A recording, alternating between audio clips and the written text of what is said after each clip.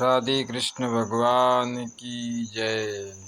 भक्तों, इस वीडियो में हम लोग भगवान के नाम के प्रभाव का वर्णन करेंगे जो निर्गुण और सगुण से भी श्रेष्ठ हैं। अस प्रभु हृदय अछत अभिकारी, सकल जीव जगदीन दुखारी। अस प्रभु हृदय असत अभिकारी, सकल जीव जगदीन दुखारी। मानस, संसार में जितने जीव हैं उनके हृदय में आनंद राशि परमात्मा विराजमान है।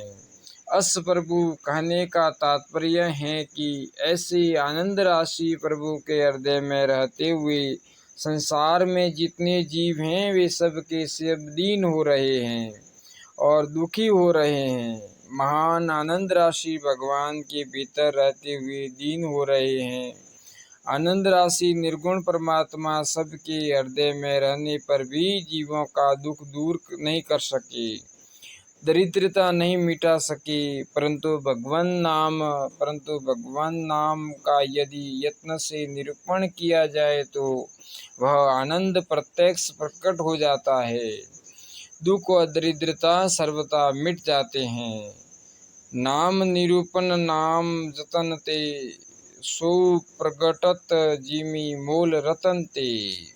मानस, निर्गुण तत्व में निरूपण की मुख्यता है। निरूपण यानी उसका स्वरूप क्या है, उसकी महिमा क्या है, वह तत्व क्या है, ठीक गहरा उतर कर तत्व को समझा जाए और उसी में तल्लीन होकर नाम जपा जाए तो सब जगह परमात्मा परिपूर्ण है। ऐसे जपने से सो प्रगटत, वह आनंद प्रकट हो जाता है। इस प्रकार ख्याल रख कर उसका विशेष यत्न पूर्वक निरूपण किया जाए तो निर्गुण तत्व आनंद रूप से हृदय में प्रकट हो जाता है।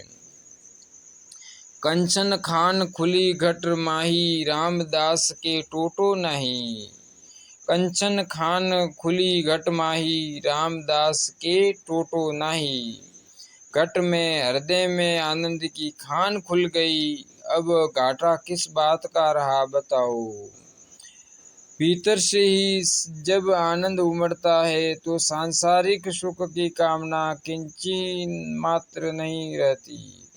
आप कह सकते हैं ऐसे आनंद का हमें अनुभव नहीं। ठीक है, आनंद तो प्रकट नहीं हुआ, परंतु शीत ज्वर कभी आया ही होगा।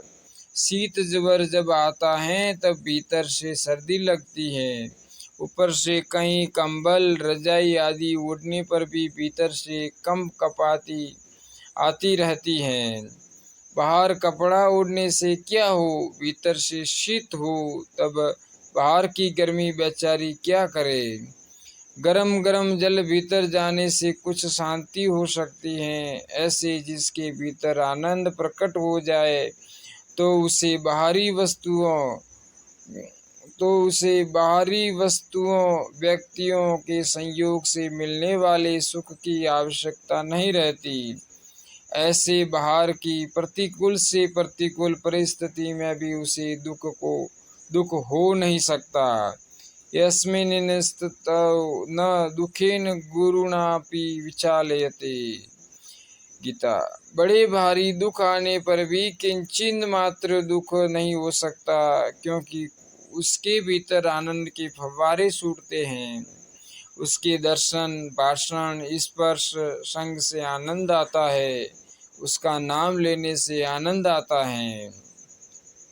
सौ प्रगटत जिमी मोल रतन ते। रत्न का मूल्य प्रकट हो जाता है। कैसे?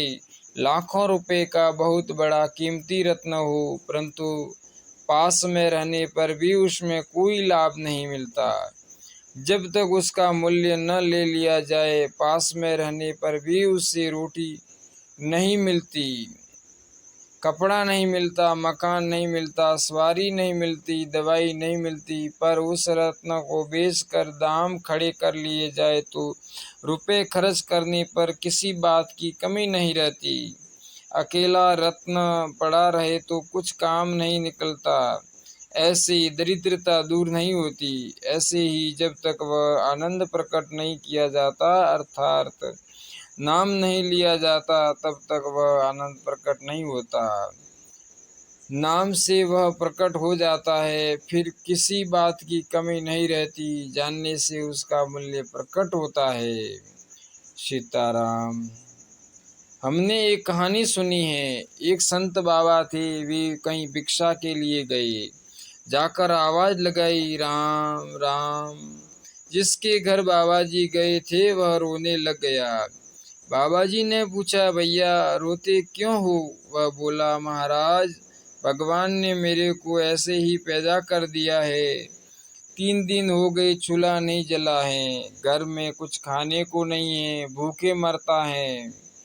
आज संत पधारे, भिक्षा देने को मन भी करता है, पर देऊ कहाँ से? संत ने कहा, तू घबराता क्यों है? तू तो बड़ा भारी धनी है। तू चाहे तो त्रिलोकी को धनी बना सकता है। वह गृहस्थी कहता है, महाराज आप आशीर्वाद दे दे तो ऐसा हो जाऊं। अभी तो मेरी परिस्थिति ऐसी है कि मुझे खाने को नहीं मिलता। आप कहते हैं कि लोगों को धनी बना सकता है, तो वह यह कैसे संभव है महाराज? बाबा ने संकेत करते हुए कहा, वह सामने क्या वस्तु पड़ी है? वह तो चिलबट्टा है महाराज, पत्थर है। जब रोटी मिल जाती है तो इस पर चटनी पीस लेते हैं। बाबा कहते हैं, वह पत्थर नहीं है, वह पारस है। पारस का नाम सुना है? हाँ सुना है। तो पूछा, पारस क्या होता है? महाराज लोहे को चुआने से सोना हो जाए, पर वह पारस होता है। पर महाराज यदि यह पारस होता तो मैं भूखा क्यों मरता? संत कहते हैं कि तू भूखा इसलिए मरता है कि उसको जानता नहीं है। घर में कुछ लोहा है क्या? हाँ महाराज, लोहे का चिमटा है। रसोई बनाते हैं तो चिमटा काम में आता है। वह ले आया तथा उसको पारस से चुआया, पर लोहा सोना बना नहीं। बाबा ने कहा, इस पर जमी हुई चटनी, मिर्च, मिट्टी साफ कर दे। उसे साफ करके चुआया तो चिमटा चूना बन गया। संत बोले, बता अब तू धनी है कि नहीं? लोहे को सोना बनाने वाला पारस मिल गया। अब धनी होते कितनी देर लगे? पारस तो पास में ही था, परंतु जानकारी न होने के कारण मामूली पत्थर समझता था। अब वह केवल आप ही धनी नहीं बना, बल्कि शायद जिसको बना दे। इसी तरह भगवान का नाम मौजूद है, भगवान विद्यमान है। राम नाम लेते भी हैं, परंतु ऊपर ऊपर से लेते हैं, भीतरी भाव से नहीं लेते। निष्कपट भाव होकर सरलता पूर्वक भीतर से लिया जाए तो नाम महाराज दुनिया मात्र का दुख दूर कर देते हैं। संत महात्मा भगवान के प्रेमी भक्त जहाँ जाते हैं वहाँ दुनिया का दुख दूर हो जाता है। उनके दर्शन, भाषण, चिंतन से दुख दूर होता है, धन देने से दूर नहीं होता। जिनके पास लाखों करोड़ों की संपत्ति है, बहुत वैभव है, वे भीतर से जलते रहते हैं, परंतु नाम प्रेमी संत महात्माओं के दर्शन से वे भी निहाल हो जाते हैं। संतों के मिलने से शांति मिलती है, क्योंकि नाम जपने से उनमें आनंद राशि प्रभु प्रकट होते हैं। प्रभु के प्रकट होने से उन संतों में यह विलक्षणता आ जाती है। निर्गुण ते यही भांति बड़ नाम प्रभाऊ अपार, कहऊ नामो बड़ राम ते निज विचार अनुसार। श्यावर रामचंद्र भगवान की जय। अगर भक्तों आपको ये वीडियो पसंद आए तो इसको लाइक करना है, चैनल को सब्सक्राइब करना और आगे शेयर करना।